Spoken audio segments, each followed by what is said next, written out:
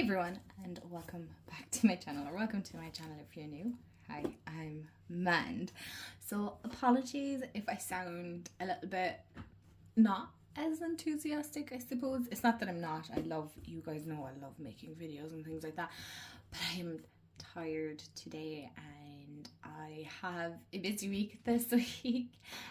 So I'm trying to, as I believe most content creators, try and like make a couple of videos so that I can afford to maybe take a little bit of time off next week from content creation and things like that. So I do apologize about my nails. First of all, they might look too bad there, but honestly, I'm doing them tomorrow. That's when I have fitted myself in. But anyway, if you're new here, hi. If you love all things tarot and oracle card related, then this is the perfect channel. Art of magic, creating, just having fun and chats, then this is the channel for you. So do hit the subscribe button, hit the bell, and yeah, I look forward to connecting with you. Okay, so today's video is a VR2. Let me check the name just to be sure. It's Cosmic Creepers Tube, and it's oracles with attitude. And I just thought this is such a fun idea, such a great video to create because, oh, I'm sorry you guys, I have to share this 1 second. Look at these two. These are our two little helpers today. So this is Rocky and this is Miss Frankie here. Yes, oh Miss Frankie, let's not do that. But yeah, oh, they're so cute. I just had to show you our little helpers today. So hopefully the dog stays quiet. All going well. Oh, 1 second. Okay. So I've picked out 5 oracle decks for this because I do feel like oracle can be quite sassy actually. So when Cosmic Creeper was saying about oracles with attitude, normally it's kind of, I suppose, straying away from what most people would consider oracle decks, as in light and fluffy and gentle and reassuring and things like that. And you know, I find some tarot decks can be like that. They're not as sharp shooters as some other decks, as other tarot decks. Some can be here's a hit in the fields and I don't really care if I insulted you or not. So you're like, sound. Thanks a million. So grab a snack, grab a drink, and we will get into the oracle decks I chose for oracles with attitude. I feel like this is going to be a little bit shorter than my normal videos, and just to kind of stray away from the crafting a little bit. Excuse me. Yeah, let's get into it. Okay, I adjusted the camera a small bit. Sorry, I just sneezed there. Not that you guys need to know that, but oh my goodness, it's finally sunny and blue skies today, and I feel my mood picking up a little bit. So if you live in Ireland, you know, or if you live in a country that just has rain like 95% of the time, like what is a blue sky? I don't know. We've had no summer whatsoever. But anyway, that's for another video. So the first one I'm going to show is Seasons of the Witch, the Samhain oracle, actually. And this is by Lorraine Anderson and Juliet Diaz, and it is illustrated by Jad Rose. I'm probably butchering it. Oh, Frankie, you look beautiful. Are you saying hello to everybody? Do you want to say hi? Does anybody else talk to their cat in a specific tone? Because that's the only tone of voice that they will answer.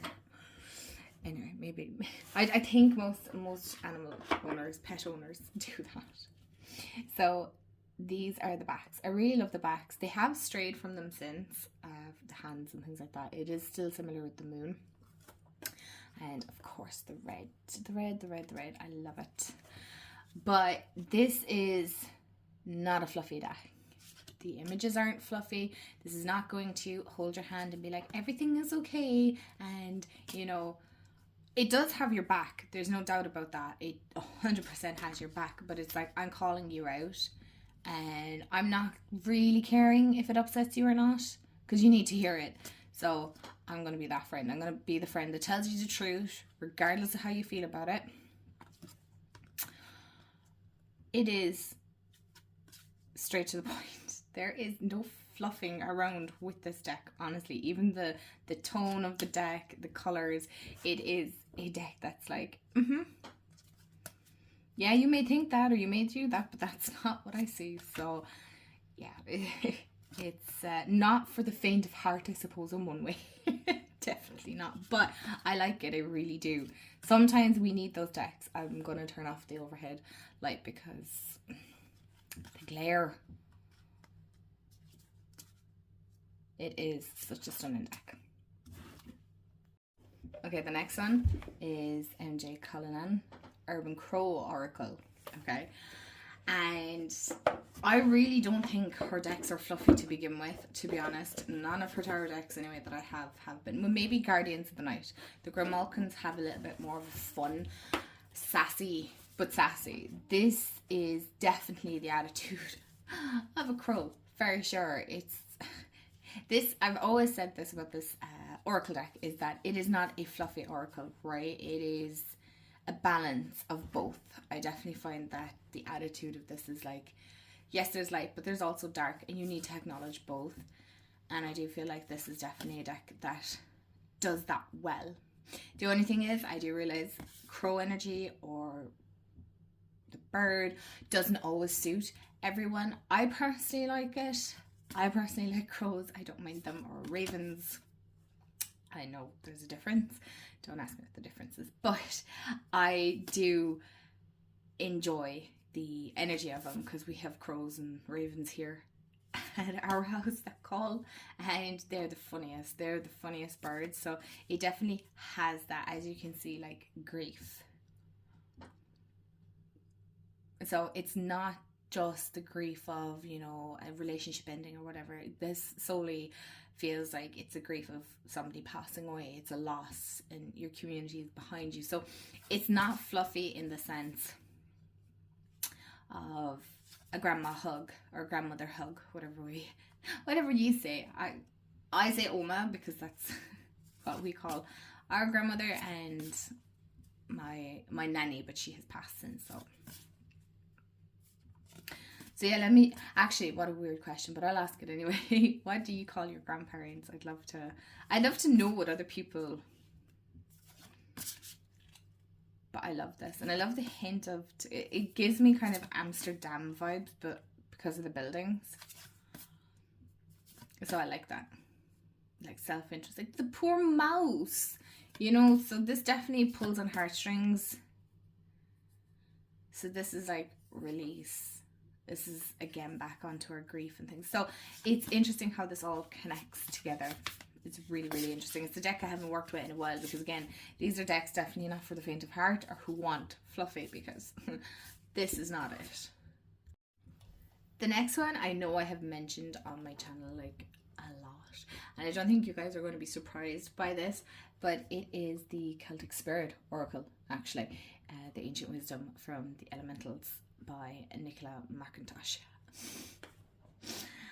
Oh my goodness. Yeah, I feel anyway, personally myself, now I don't work with fairy energy, not really, for the reason being is I'm Irish, and oh my goodness, why are you not, Jesus, I need to glue down this, right, because I am Irish and we are superstitious, right, and fairies are to be respected, and you know, there's a sort of trickery with them, and I believe, you know, they're far more complex than what some people give them credit for. First of all, can we acknowledge the green edges here? They smashed it out of the park with this. But yes, we have always had that kind of superstition embedded. I think it's really just embedded in our ancestry at this stage.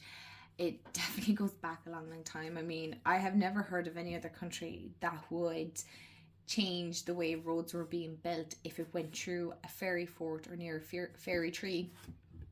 You know, only in Ireland would we have to adjust all that because, oh, hold on, Rocky was just going scratching himself, and honestly, that just makes so much noise. But yes, only in Ireland would we adjust the plans for building a road, because I've heard this story of where they did build a motorway, I think it was, right through Fairyfort, and honestly, look it up, it did not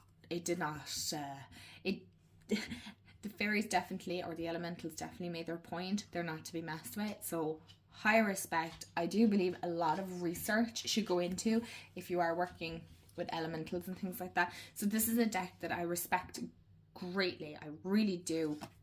I feel like it absolutely 100% captures the essence and how they're, just because they're elementals or pixies or fairies or whatever you want to call it, they're not cutesy, right? They're not this Disney kind of cartoony.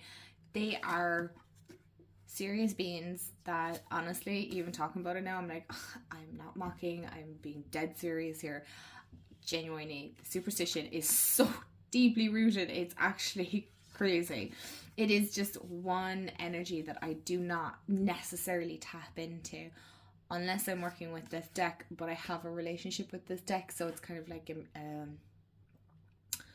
mutual friendship and agreement and things like that, if you want to. It's not even an agreement, but the intention behind why I use this deck is always there, but it is not fluffy, right? It is not soft, it is not gentle, it is like straight to the heart, and it ain't messing. Are you alright, Rock? Oh my goodness. It's straight to the point. It has sass, and it has that playful energy of the fairies and elementals and things like that. Oh, that's Miss Frankie now talking to Rock. This is the joys now of having animals and trying to record when they're upstairs. I try and leave them downstairs. But yeah, this definitely has sass. Now this is pretty, don't get me wrong, but it's, I suppose, along the lines of not so cartoony. Like, I love this. I love this fairy godmother. Like, yes.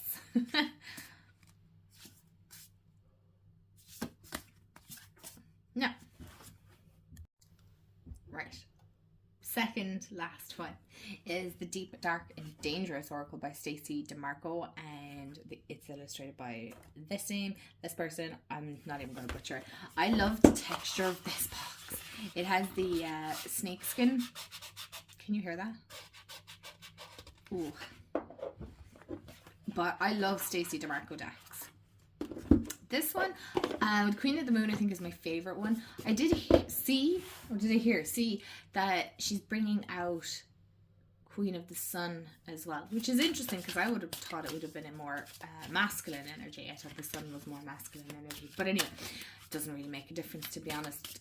I will more than likely pick it up because I love her decks. Again, like I said, especially Queen of the Moon.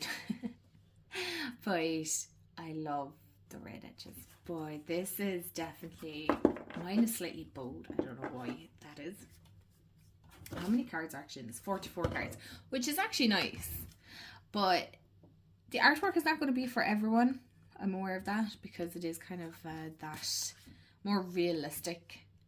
It definitely is more hinged in mythology and things like that, but it is not fluffy like Discipline.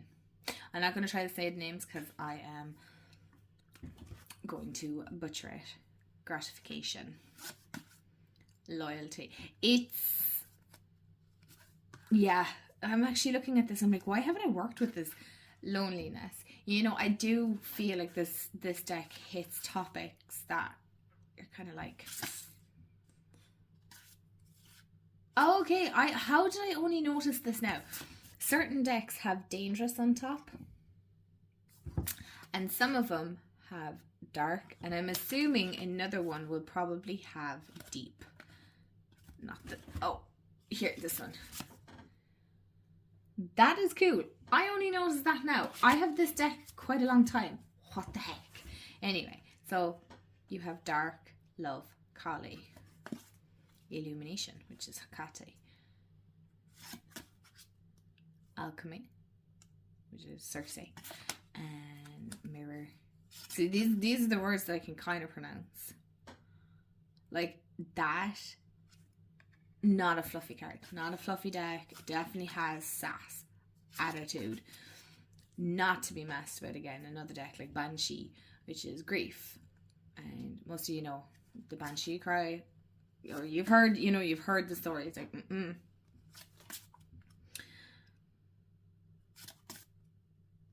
love that. We have Persephone. That she seems to be coming up. Her energy seems to be coming up a lot for me. And then you have Hades, which is the same here, is it not? So you have both deep, which is like super interesting because they're the same.